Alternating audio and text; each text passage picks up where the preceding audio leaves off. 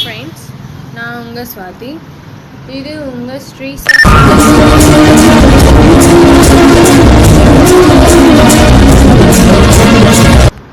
பாவக்காய் பக்கோடா ஃப்ரை பண்ணாங்க என் மம்மி. அதோட வீடியோ தான் இன்றைக்கி பார்க்க போகிறோம். வீடியோ பார்க்குறதுக்கு முன்னாடி நம்ம சேனலை சப்ஸ்கிரைப் பண்ணிக்கோங்க, பெல் ஐக்கானை கிளிக் பண்ணிக்கோங்க. ஸோ நான் எப்போ தான் உங்களுக்கு வீடியோ அப்லோட் பண்ணுறனோ அப்போ தான் உங்களுக்கு நோட்டிஃபிகேஷன் வரும். வாங்க வீடியோக்குள்ளே போகலாம். வாங்க ஃப்ரெண்ட்ஸ், இதுக்கு தேவையான பொருள்லாம் பார்த்துக்கலாம். 1/4 கிலோ பாவக்காய் கழுவி வெட்டி எடுத்துக்கோங்க. நல்லா 4 டேபிள் ஸ்பூன் கடலை மாவு, 2 டேபிள் ஸ்பூன் அரிசி மாவு, 2 டேபிள் ஸ்பூன் கார்ன்ஃப்ளவர் மாவு, 1/2 டீஸ்பூன் இஞ்சி பூண்டு paste, 1/4 spoon garam masala, 1/2 teaspoon chicken masala, ஒரு டீஸ்பூன் தனி மிளகாய் தூள், தேவையான அளவு உப்பு, எண்ணெய், கருவேப்பிலை ஒரு கொத்து.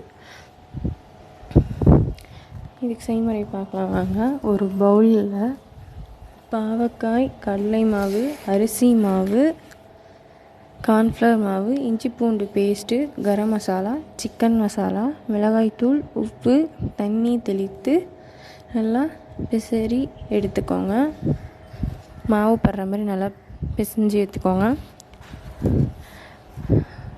இப்போ கேஸ் ஸ்டவ் ஆன் பண்ணி கடாய் வச்சுக்கோங்க. கடாயில் எண்ணெய் ஊற்றி எண்ணெய் காஞ்சதும் நீங்கள் இப்போ பிசைஞ்ச பாவக்காய் பக்கோடாவை எண்ணெய் காஞ்சதும் போடுங்க.